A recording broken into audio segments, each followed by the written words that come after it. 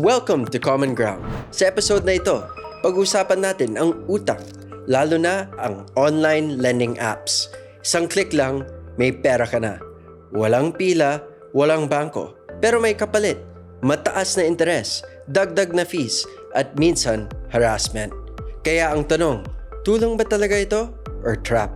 Ang una nating guest ay financial coach at content creator known as the Pambansang Wealth Coach.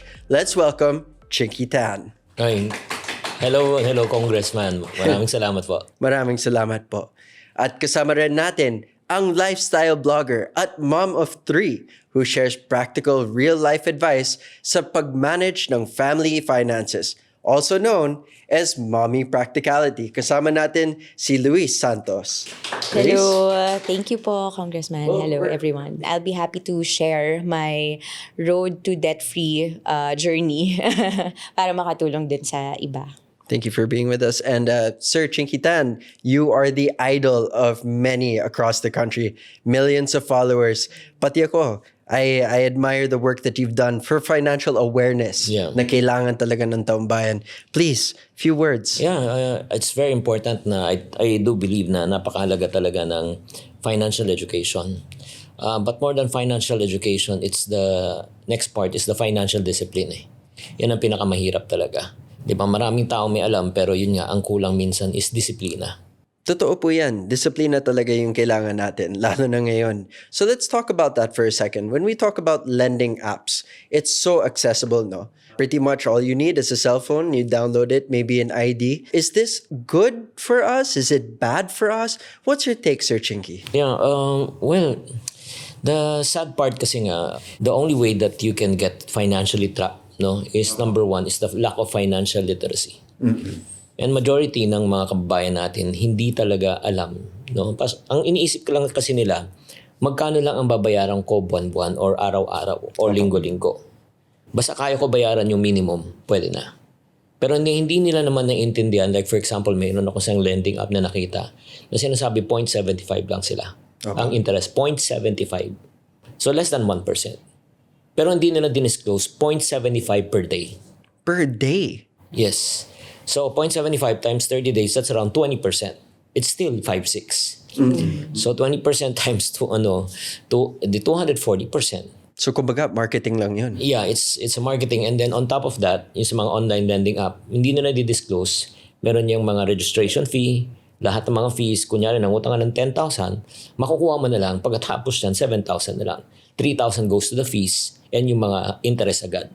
Opo. And automatically, yun nga, wala silang choice. Tapos magbabayad na sila, iniisip lang nila, parang sa, not only online lending app, kunyari bibili ng sasakyan, motor. Opo. Tatanungin lang nila magkano yung monthly. Ay, kaya ko yung monthly, G na sila. Mm-hmm. Pero hindi nila alam yung consequence ng utang. May mga tao na lumalapit sa'yo to ask for advice on how to manage yung utang nila? Oo. Madalas sinasabi ko, ipagpe-pray na lang kita. No, honestly. Malala ba talaga? Medyo challenging talaga eh. Opo. Kasi ang nangyayari rin, nangungutang sila para magbayad din ulit ng isa pang utang. Totoo po yan. So, Opo. parang reality is this, it's a painful thing because of the lack of education, so they're trapped already. So, trapped na sila, desperate na sila, ano gagawin? Since nahaharas na sila, they're forced to borrow again. You know, totoo yan. I just had a consultation dun sa mga farmers and fisherfolk. At yun yung sinasabi ng mga farmers na nahihirapan sila to say no to the opportunity to make utang again, to pay off yung current utang nila kasi napapressure na sila. And the reality is this, no, Congressman, saka lahat na nakikinig at nanonood, you cannot solve a permanent problem with a temporary solution. Totoo po yan. Di ba? Yung parang kung permanente ang problema mo, ang kailangan yan, permanenteng solution. Hindi pwedeng band-aid eh. And then, isa pang nakakatakot, yung mismong, kunyari may lending app dito, kailangan mo ng pera. Sila mismong magre-refer pa ng isang lending app. Na sila rin, it's a sister company. So, ang pinagkakautangan mo na hindi na isa, dalawa na. So, hindi ko na makabayad, i-refer ka ulit sa isang lending app nila. Na Sister kasama company. dun pa rin sa group of companies Yes, nila. so tatlo na. So, in other words, you're indebted to 3 already. Ba't nila gagawin yun? Hindi ba parang fake money yun? Kasi they're just circulating it within their own economy. Well, the point is, they will find a way. Kasi I've known some people, ang original na utang lang niya is around 10,000. Pero nung nagpatong-patong na, umabot na ng 100,000. Opo. And last but not least, probably for, to open the eyes of the people who's watching this episode, did you know that kung hindi mo binayaran ng utang mo sa isang 5, 6, or 20% per month, dumodoble yan every 3 months. Opo. Like for example, ang original mong utang, 10,000. Yes po. Na hindi ka nagbayad ng 2 years. Kasi basta nawala ka or lumipat ka na ba, hindi ka, tapos na-trace ka after 2 years. So, dodoblehin mo yung 10,000 8 times. So, 10 magiging 20. 20, 40. 40, 80. 80, 160. 160, 320. 320, 640. 640, 1.2, 2.8. So, yung original mong 10,000, after 2 years, 2 million. And this isn't just like one case. Marami yung lumalapit sa'yo at sinasabi na Oo. ganito yung sitwasyon nila. Kung ayaw niyong maniwala, subukan niyo. Wag niyo subukan, guys. Para sa akin, hanggat kaya. Yes. People are not aware of yun nga is principle of compounding interest. Opo. The compounding interest can work for you if you invest, but it can work against you if you borrow. I've seen some of your posts. Yes. I believe at one point you were also struggling with debt. Is that true? Yes, that's true. And yun po yung shinare ko sa TikTok ko and also some of my pages on how I was able to get out of debt and also the reason why I was in debt. So parang it's encouraging yung mga followers ko, the real moms. And actually, I reached even hindi moms parang marami sila, encouraging them to really get out of it. But Kasi how did ang you do hirap. it? Well, at first, talagang mahirap because it really happened to me, Sir Chinky. Ganun din, nangutang. Yeah, credit cards naman yung sa akin.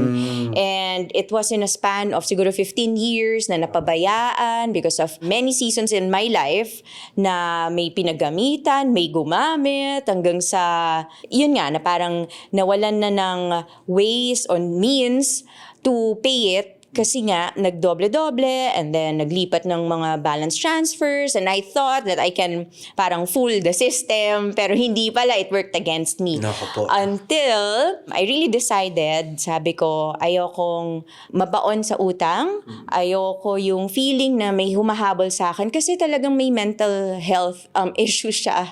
Yes. I get anxious each time na meron akong natatanggap ng calls, meron tumatawag na hindi ko kilala, tapos yung mga ganon. Kasi it really happens. Yung harassment na ganyan, that's how many years ago, siguro 10 years ago, nangyayari na. Parang worse pa nga before kasi wala talagang regulation on how the collection agencies would really call. When I decided, sabi ko, mag-iipon talaga ako, magbabayad talaga ako ng utang ko because ayoko yung feeling po na meron akong hiniram at hindi ko naibalik. Kasi parang nagnanakaw din ako noon. I think that's one of the reasons why I started earning as a blogger that time. That was in 2012. And then I became also a TV commercial. Lahat na siguro ng skills na meron ako, pinagkakitaan ko. Nag-online selling ako. I sing kasi in a band. So, sample later. Sige. So, I sing in a band. So, parang lahat ng skills na meron ako, pinagkakitaan ko talaga siya. And then, nag-ipon ako. But sometimes it's not really enough. Kasi may ibang expenses ka pa. Nag-freelance ako. And then, nung nagkaroon ako ng malaking project, that was a time that I was the one who called them, each one of them. Talaga? Yung dating tumatawag sa akin, ako yung lumapit Tumatawag sa na kanila. at tumawag sa kanila because sabi ko sa sarili ko, ayoko talagang mabuhay na may utang. So, that's when I called each of the 6 credit card companies na dati akong may utang.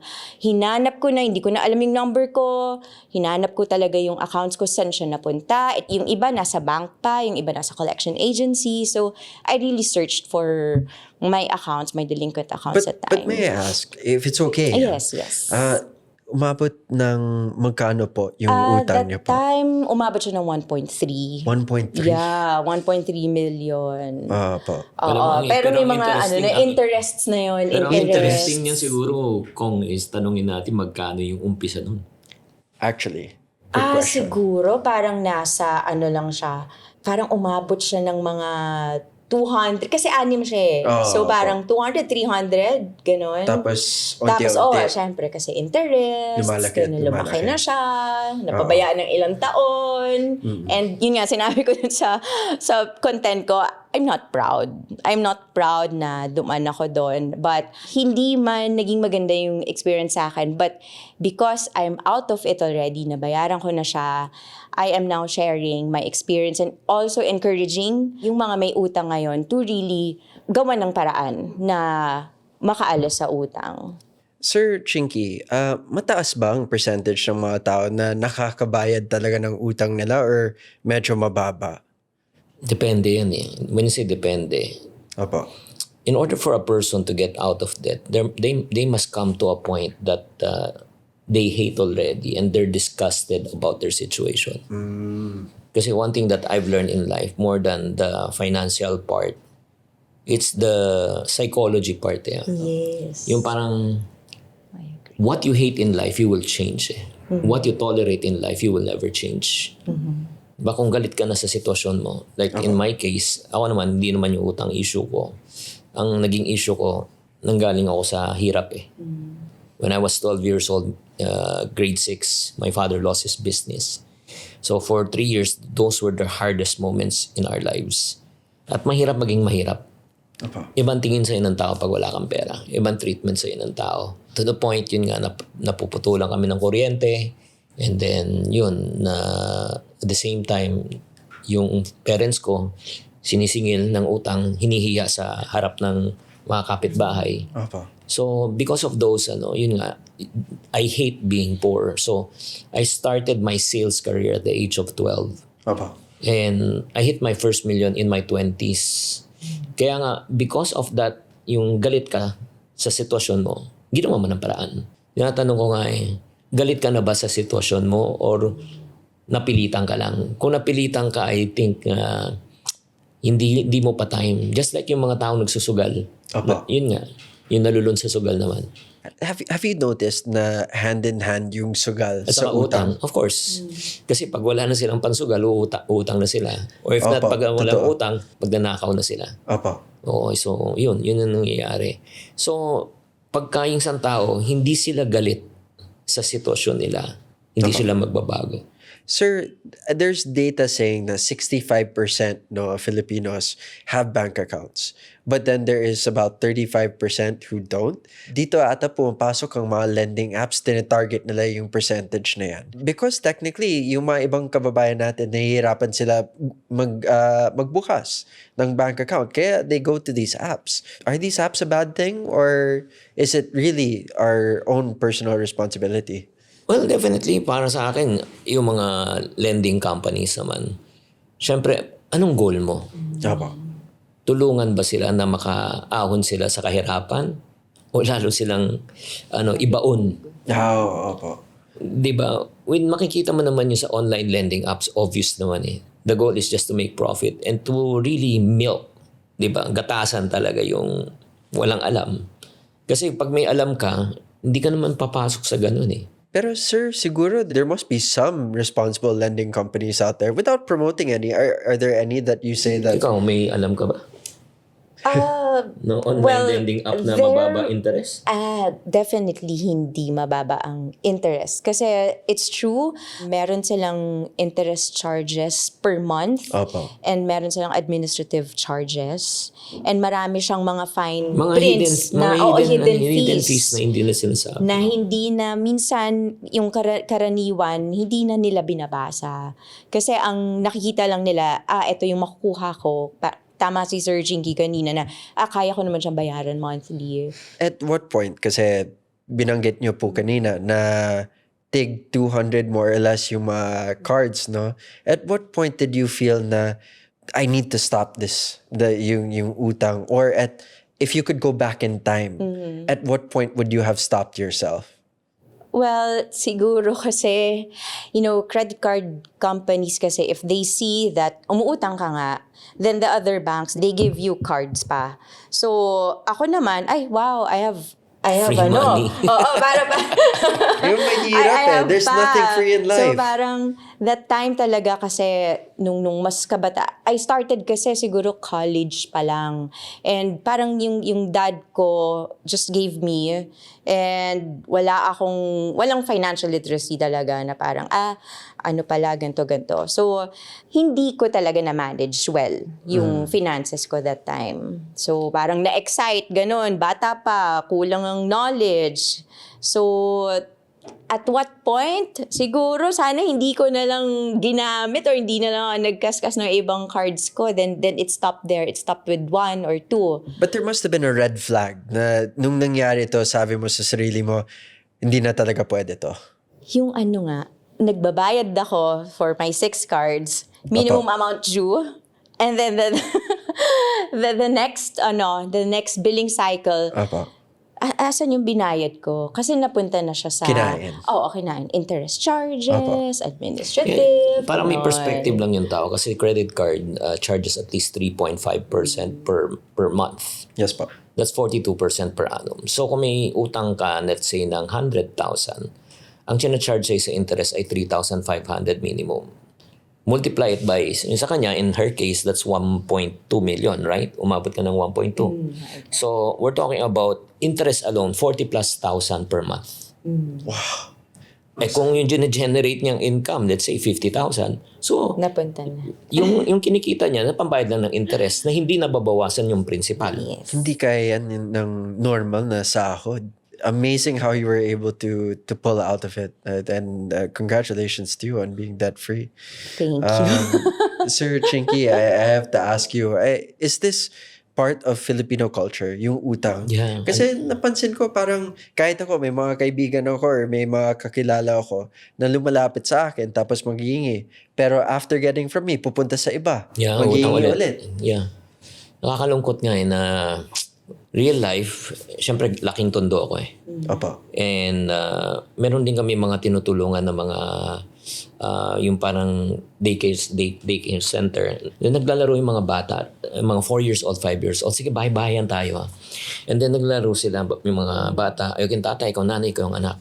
So, yun nga, nung breakfast na, sabi niya, sige, mag-almusal tayo. Sagot ng isang, yung anak, wala pa niluluto si nanay. Tapos sumigaw na si nanay, anak, punta ka ng tindahan, mangutang ka. Naglalaro sila.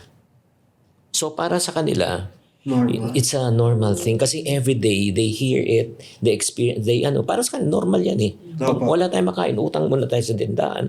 Tapos pagkatapos bayad tayo. So, pag yan ang kinagisnan mo, it's normalized eh. Ako naman, we were raised in a Filipino-Chinese family. Sa kanila naman, they hate debt because of their experience. One time, nung pag-uwi ko, nang hiram ako ng bike, I was, I think, 11 or 12 during that time. Tapos yan ang nanay ko, kanina yan. Sabi ko sa kapitbahay, soli mo yan. Sabi ko, man, di pa ako parang I feel deprived. Wala na nga kami, tapos hindi mo pa ako papahiramin. Sabi niya, pag yan, nasira mo yan, may sirang bike ka. Pag yan, nanakaw yan, may invisible bike ka. In other words, you have to pay for it. Sabi niya, if you cannot afford it, no, you just need to wait. Huwag mong uutangin. So, I resented my parents during that time. Without me knowing talaga, buti na lang they did not tolerate it. Kasi you know what? Bata, marunong manghiram ng laruan, gamit, damit, sapatos. Paglaki, anong matututong hiramin? Pera. Oh. Kasi the principle of hiram or utang, I want it now. I cannot afford to wait. I want it instant.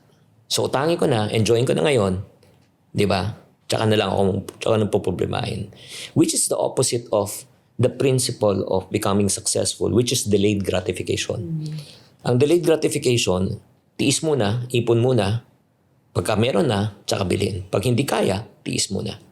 Di ba? So, it's a cultural thing eh. Pagka ninormalize mo, di ba? Alam naman natin yan. Pero para sa mga entrepreneurs natin, I'm sure you've heard the saying, it takes money to make money, at may mga nagsasabi na there's good debt versus bad debt. Yeah. Can you tell us what is actually good debt? Yan, definitely. Nangutang ka para ninegosyo mo, di ba? That's considered good debt. Pero nangutang ka para panluho mo, that's bad debt. Pero let me qualify lang. Ako, I don't encourage people to borrow money to start a business. Again, to start a business. Opo. Why? Kasi kung nag-start ka ng business, anong chance mo to succeed? Mataas o mababa? Nag-start ka. Wala kang Mababa experience. yung chances na mag-succeed ang business. Imagine mo, nangutang ka na, nalugi na, tapos nagbabayad ka pa ng interest. It's a painful reminder of the mistake you made. Yes po. Kaya nga pinakamaganda, pag startup ka, you save up your own money. Just in case you lose it, you lost your money but you don't pay any interest. But you borrow money when you expand your business. At mataas ang mortality rate ng mga startups, lalo na ngayon. Yeah. Pero yung nga, when's the right time for you to borrow money? Kunyari may proof of concept ka na. Opo. Tapos biglang meron pang mga gustong umorder sa'yo. Pero wala kang puhunan. Short ka. Utang ka kahit 5%. Di ba you make profit of 20? Yes. Or you pay the 5, you make 15. It's called good debt. Well, mommy practicality, no? Yes. Would you suggest na magkaroon tayo ng financial course in schools? Definitely, because based on my experience nga, kulang before yung kaalaman tungkol sa financial management, handling yung mga ganyang sitwasyon, debts.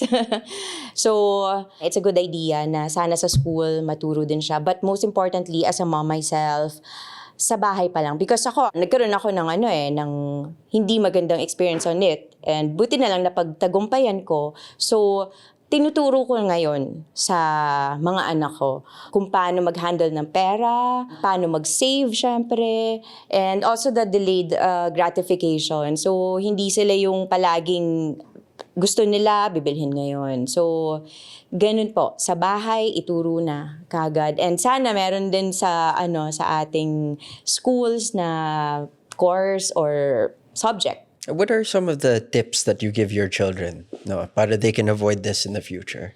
Kasi yearly, di ba, meron silang aginaldo pag Pasko. Oo, totoo po yan. Meron po kaming to save and to spend and also a little bit to share. So may charity box sila, meron silang savings, and then meron din silang to spend for themselves. Yes. Pero dahil nasanay na sila na mag-save, minsan ayaw na rin nilang gumastos. Yes. So parang ang ganda ng natutunan nila na hindi namin kailangang bumili ng bagong toys, ang dami naming toys. Yung bunso ko, he's 9. Doon kami minsan sa isang toy store. Kasi after Christmas yun, so parang, you have parang 500 pesos na budget, you want to buy anything. Pwede mo siyang gastusin. Yes. Hindi na lang daw. Dahil marami pa raw siyang toys sa bahay. And yung toys ng kuya niya, hindi pa rin daw sira. So, Yes. pwede daw niyang paglaruan silang dalawa. So, with that, meron kang education sa bahay pa lang. It starts there. But Sir Chinky, financial education, when do we introduce it? Grade school pa lang, sa high school, or sa college, kung saan pwede ka na mag-credit card? Siguro pag 65 na sila. Pag 60. No, seriously, papatawa lang ako. The moment na marunong na magturo, I want this, I want that. Dapat. You should already share to them the concept of money. You want this? Okay, let's save money. So, meron yan di ba? 0 to 2, 3 to 6, 7 to 12, 13 and above. Apo. So, iba-iba yung So, yung parang mga 3 to 6 years old, kailangan tinuturuan mo na yung concept ng pag-iipon, paghuhulog sa alkansya. Kahit di nila alam yun. Pero conscious sila na may hinuhulog sila. Parang rin yan Ang tawag doon, di ba? Manipulatives di ba? Sa bata. So, when they get to and then after that, you want something, okay, you have to save for it. Di ba? You want to go to this. Kasi, pero ito lang I do understand, especially parents nowadays, because ganun din ako. I have 3 kids, 25, 23, and 21. Especially kung nanggaling ka sa not so privileged family. Opo. Nagkakaroon ng mindset cultural mindset din siya. Hindi ko padadanasin sa anak ko kung ano man ang dinanas ko nung bata ako.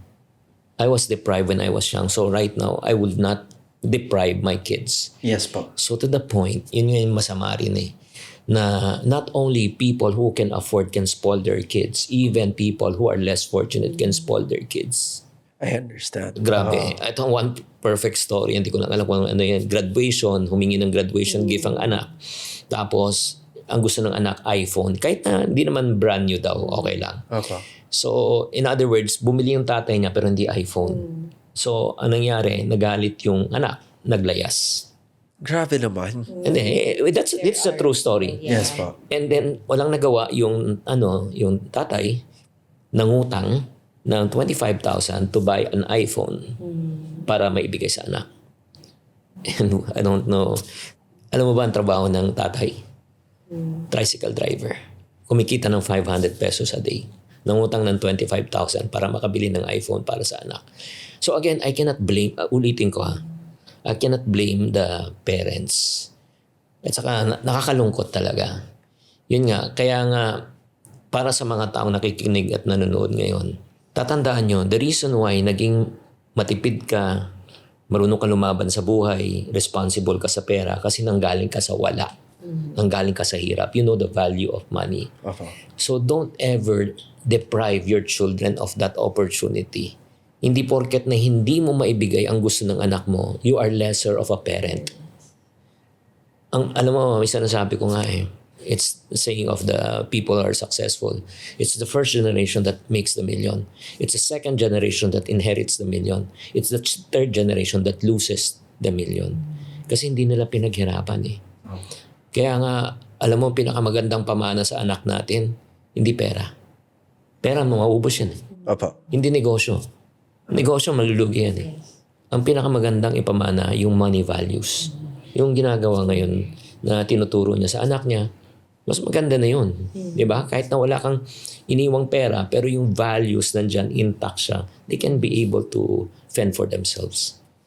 Well, sir, would you suggest a continuing education program from grade school to high school to college na levels ng financial education? Even kindergarten dapat. Even kindergarten? Because that was my first exposure. Ha? Talaga po? Yeah. In our kindergarten, we're not really taught, I can still remember, nagkaroon kami ng flea market. Ako, yung binenta ko, mga fruits. And yung nabayad sa amin, paper money. And yung replacement ng paper money, toys. So, we were taught on how to buy and sell, trade. Sa kindergarten. Hindi ko makalimutan yun. So, ako may pinakamaraming benta. So, in other words, ako may pinakamaraming toys na nakuha. So, because of that exposure, na-mindset na ako, the way to go talaga is to become an entrepreneur. Opo. Even if you go to China. Sa China, you won't see them counting. They would teach them skills, cooking skills, tapos mga dribbling skills, mga If you go to Japan, yung mga bata sa kindergarten, they teach them yung mga skills being yung GMC, di ba yung good manners and right conduct, GMRC. Yun ang tinuturo. Dapat talaga yung as bata pa talaga. Unfortunately, yun nga, yung educational system natin dito medyo napag-iwanan. Would you have wanted that for your kids? Yes, of course. There are, hindi man siya present ngayon sa education system natin. There are also private communities, mga parents communities who are advocating for kids, entrepreneur, gano'n, na mga events where meron mga talks on how parents can teach their kids how to save, how to sell. Kasi parang may ganun, may flea yes. market din for the kids. So they bake their own cookies, tapos they sell it there. So in a way, it's also educating both the parents and also the children na nandun sa community na yon. But sana mas marami pa sana na mga parents and also kids that can take advantage of these learnings at mga ganung experiences. So not only sa mga small communities, mga private organizations or events, but also sana sa education system natin. In relation paano. to that, Kong, actually, I wrote a book. Me and my eldest daughter, we wrote a book called Raising Up Money-Wise Kids. Yeah, it's 12 important lessons that you need to impart to your kids para maging money-wise sila. Yan yung title. More financial education, yun talaga yung kailangan natin. Are there any specific policies that either of you feel nakikita mo sa ibang bansa or feeling on your own that we should implement here in the Philippines? For me, it's all about not only IQ The more important thing right now is also to develop yung EQ. EQ. Oo. Pero hindi po yung diaper Baka akala nyo diaper yun. Yung emotional quotient. Kasi yun yung isang concern ng mga kabataan din ngayon. They don't have the capacity to, medyo emotional Yes po. Yeah, sensitive. Diba? Hindi mo mapagsabihan. Diba? Ang hirap. And then also, the next Q that needs to be developed talaga is AQ. AQ. It's called adversity quotient. Can you tell us a little bit about that? Because the only thing that's permanent in this world is change. About. So, if you don't know how to adjust, innovate, adapt with change, you get stress So, once you get stressed, you quit, you stop. Yun yung tinatawag na quiet quitting ngayon, silent quitting. Ah, yes. Yeah, but if you are, yun nga, yung alam mo naman, things, di ba, can change, can evolve. You may have a job right now. Right. But because of AI right now, it's disrupting everything. Yes, that's So, true. kanya natangkal ka ng work, di ba? It's not fair. I built this, and then right now, I'm removed.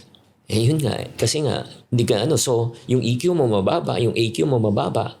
So, you get mentally and emotionally sad. But what can we do to improve our EQ and our AQ? Actually, me and Donald Lim, we are coming together. Si Donald, we're coming with it's called the 8 Qs. 8 Qs to success. Ah, Yes. nice. Yeah, 8 Qs siya IQ, EQ, AQ, FQ, FQ. financial quotient. Ah. Oo, tapos yung tinatawag na LQ, hindi to love choir. Love No. Leadership quotient. Ah, leadership quotient. That's very important. Totoo po yan. Yes. Tapos meron din tayong tinatawag na VQ, VQ. value quotient. Ah, Kasi anin mo yung success mo kung hindi wrong values. totoo po yan. And then meron din na tinatawag na SQ, SQ. is your spiritual quotient.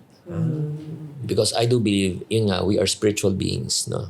We need to be connected to your maker, to your creator. Yes. Whoever your creator, you acknowledge your creator is. So, 8Q siya So, if we're able to increase yung capacity natin, ang mangyayari niyan talaga, holistic yung You cannot be good in IQ lang, pero mababa ka sa EQ. Which nangyayari yan, di ba? So, ganun siya. Any policies or programs that you think dapat natin i-adopt dito sa Pinas? Well, I'm amazed with those 8 Qs kasi while Sir Chinky was talking, ang naisip ko, my kids. Yes. And the future generation. It's not only just my unit, my family unit, but ang daming mga Pilipino na the young generation, even those na mga kasing bata natin na ngayon nalulubog nga sa debt because walang EQ, FQ, and all the 8 Qs that Sir Chinky mentioned. So parang maganda yun, Sir Chinky. I was thinking of my children and also other kids who will really benefit from that. Actually, we want to introduce it to the school system if possible also. Yes. Kasi pagka naintindihan nila that they don't only need to work on their intelligent quotient but also on the other aspects. Magbabago. Holistic Yes. education. Yes. Yes. Yes. So, okay. For those who are earning a daily wage, hindi yung entrepreneurs natin, pero yung mga normal na tao na sumasahod araw-araw, what would you suggest would be the breakdown of magkano dapat iipon, magkano dapat yung gamitin nila? What are the percentages that they should set aside for themselves? Ikaw, anong masabi mo?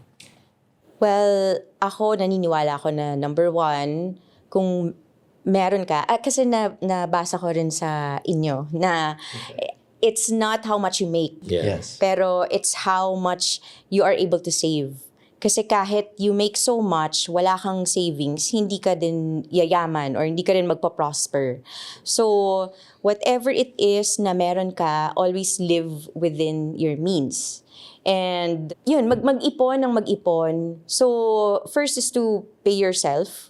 Nakuha ko rin yun sa konsepto ni Sir Chinky sa mga books niya before. Emergency fund.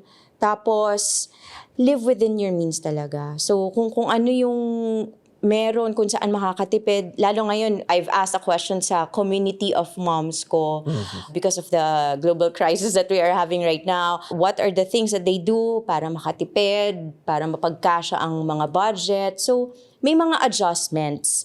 So, meron mga moms doon, I'm happy na they said na kahit pa naman walang global crisis, ito na yung ginagawa talaga naming pagtitipid. So, kung meron din sana na parang more communication on helping yung mga moms, helping yung mga karaniwan natin na manggagawa on paano talaga makatipid and eventually mawala yung mga utang nila, then that would really help the buong natin, yung communities natin and nationwide.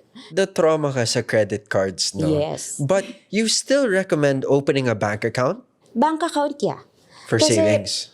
For savings, and also kasi for me, hindi naman masama talaga yung credit card itself. It's a tool. Depende yun sa discipline mo. Doon pumapasok din yung EQ mo, yung discipline mo, where to use it, how to use it, how to pay it. Yun, natutunan ko na yun right after. And kasi syempre, we have different seasons in our lives na. So, dumating na rin naman yung point na from wala din talaga ako before and talagang kumapit din naman talaga ako dun sa patalim. So to speak, ngayong nakaluwag-luwag ng konti, so, mas natutunan ko siya, lalo na based on my experience on how to handle money talaga. And that is why nandito na rin ako sa position that I teach my kids on handling finances. And also, because I have a community of moms, then I also share my experiences sa kanila. Sir Chinky, you mentioned earlier na in order for you to get out of debt, you have to hate it talaga. Yeah. Pero sabihin natin na ayoko na talaga ng debt. I hate it with all my being. Anong unang hakbang para makaalis sa debt? Are there any immediate things that I can do? Yeah. The first thing that you need to do is yun nga, in paying off your debt, it's not in the amount. It's in your willingness to pay. Yan, may utang ka ng 50,000. Opo. Tsaka nala kita babayaran pag nabuo ka na. Kung kaya mo palang buuin, bakit ka nangutang at the first place? Kung sa 50,000 na utang mo, kaya mo, let's say, ang kaya mo lang 500. Yes, sir. Every month, kumatok ka dun. Every month, magabot ka ng 500. Mas maganda na nakikita nagbabayad ka buwan-buwan. Tsaka na lang mo sasabihin, tsaka na lang kita babayaran sa katapusan. Sa katapusan ng mundo. Di ba? Nagigets nyo? Yung parang, Yes po. hindi, like for example, hindi ko magets din yung mga iba. Again, pasensya na kayo for saying this. May isang tao may utang sa akin, gipit na gipit. So, nagtanong ako, kailan ka magbayad? Pasensya na, gipit talaga. Okay, I understand. After a few minutes, na-check ko yung Facebook niya, nag-Starbucks siya. Tapos may hashtag pa, beat the summer heat. Totoo ba talaga No, yun? it's parang, ako naman, parang, man, you cannot afford to pay your debt. How come you can afford to buy a 200 peso coffee? Opo. It doesn't, parang, lalo na napakasakit nun sa mga taong inutangan mo na talagang blood, sweat, and tears nila. Na sila nagtitipid, ikaw. Opo. Pero kung kunyari, ikaw may utang, pero nagbabayad ka, kahit na mag-Starbucks ka, I don't care because You paid. Yes, nagbabayad ka. You honored it. That's number one. Number two is you use the bawas dagdag method. Bawasan natin ang unnecessary gastos. Yes po. Hindi conscious ang karamihan Like, yung sinabi mo minimum. Okay. Like for example, may kakilala ka ba nag-iossi? Yes po. Magkano kada stick? 10. 10. Kung makadalawang stick yan per day, 20 a day, 30 days, 600 naman, 7,200 a year. Oo. May kakilala ka ba nagsisito, Fit and Right, Sting, Cobra, Samurai, Red Bull, iba ang tama. Sarap yun. Saka Red Horse. Opo. That's 20 a day. That's 607.2. May kakilala ka ba nagloloto? 20 a day, 7.2. May kakilala ka nagkakape? 20 a day, sachet, 7.2. Tubig, kape, Yossi, Lotto, 28,000 a year. The question is, minimum wage earner ka. Opo. 15,000. Yung jeepney driver ba, nag-Yossi? Yes po. Oo. Yung mahirap ba, nagluluto? Opo. Oo. Yung karpintero ba, nag-Sting, Cobra, Samurai? Syempre po. Oo. Tapos, yun nga, nagkakape, yung normal na tao. So, kung minimum ka, 15,000 a month, times 2, 30. 28,000 mo napupunta na sa tubig, kape, Yossi, Lotto. Kahit ibigay mo sa akin yung sweldo na yun, kung di ako conscious sa ganong klaseng expending, wala pa yung upa, wala pa kuryente, wala pa yung pamasahe ko, Wala pa yung pagkain ko pagpapasok sa trabaho. Wala pa yung allowance ng anak ko. Kakapusin yun. Opo. The problem is not the income eh. The problem is hindi conscious eh. I'm not saying you cut everything, kahit cut into half. Di ba? From 28, 14. So that's number 1, bawas.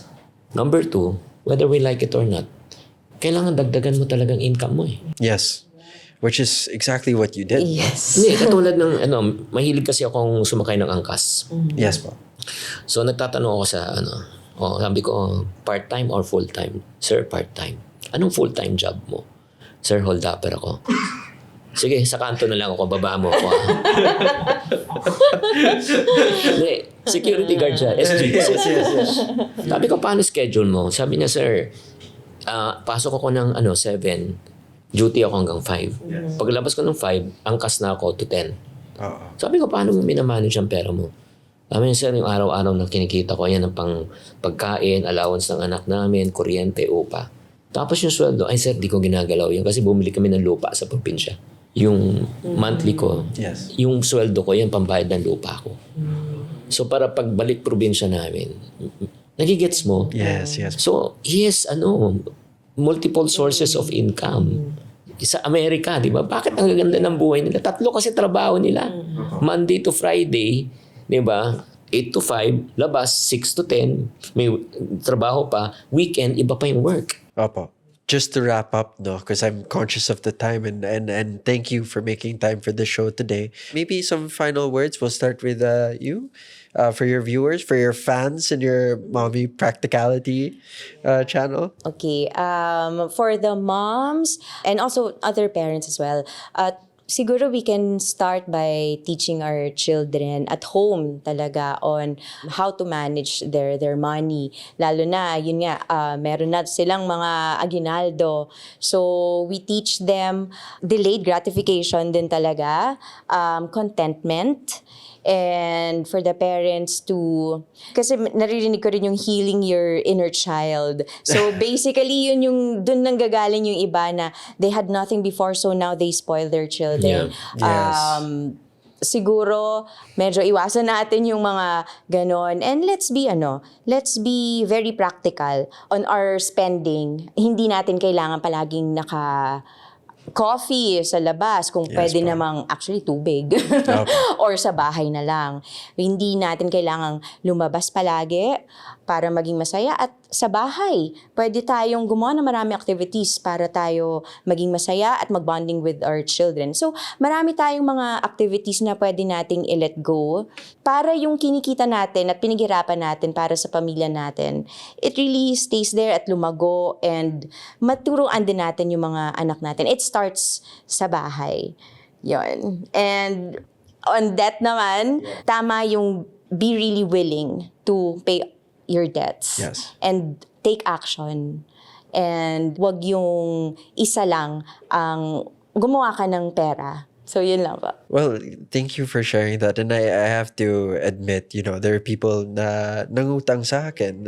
They borrowed money. What I appreciate the most is not, the people who pay it right away. That's fantastic. But the people who don't have, but they still try. Yeah. Sasabihin nila na, boss, pasensya na, hanggang ito lang ang kaya ko. But I promise, I'll keep paying. Grabe, no? That really touches me because I know that they're trying their best to pay their utang.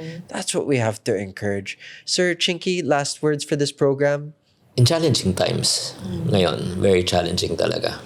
I just want to encourage every Filipino not to lose hope. Mawala na lahat, wag lang yung pag-asa. Yeah. When there's no hope in the future, there's no power in the present. But when there's hope in the future, there's power in the present. Kaya nga, may bagong bukas. Di ba? Parati ko sinasabi, kahit na dumaan ng, bagyo sa buhay, darating yung panahon, sisikat din yung haring araw. Di ba? Kailangan maging hopeful tayo. Minsan nakaka-discourage talaga kung ano nangyayari sa ating government, society, sa, hindi natin control, yung mga gera na ganito. Parang minsan nawawalan talaga tayo ng pag-asa. Pero tayo mga Pilipino, we are one of the most resilient people in the world. Pero gamitin natin yung resiliency natin sa tamang pamamaraan.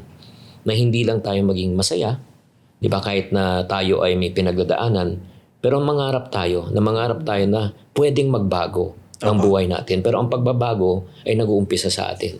Huwag nating hintayin pa na ibang taong tumulong sa atin. Tulungan muna natin ang ating sarili para makatulong din tayo sa ibang tao. Well, those are great words, and I'm thankful that you want to inspire people. You want them to continue. You want to give them hope. Yun talaga yung kailangan natin ngayon. Not just advice, but inspirational figures such as yourselves telling them na kaya pa rin. Kaya natin to. Yeah. So, well, with that being said, I want to thank you both for being Sure. here on My Common pleasure. Ground, for making time. Kasi kung tutuusin, importante at malaga ang mga lessons na natutunan natin dito, especially for our kababayans who are still learning how to be financially responsible. I hope a lot of young people take the time to watch today's episode because you can learn a lot from them, and also look for the book of Sir Chiquitan. What was the name of your book again? I have lots. Yung kaninang pinag-usapan natin, Raising Up Money-Wise Kids. Pero one of my best-selling book, yung Diary of a Pulubi. Yun. So, with that, thank you. Hindi natin gusto magtrabaho para lang makabayad ng utang. Hindi rin masama ang utang. Pero, mas mahalagang hindi napipilitan umutang ang Pilipino para lang mabuhay. Kung may natutunan kayo, i-share ninyo ang episode natin. Kung may kwento kayo tungkol sa utang, online lending apps, or even credit cards, pag-usapan natin yan sa comment section. Ako po si Brian Poe. Ito ang Common Ground.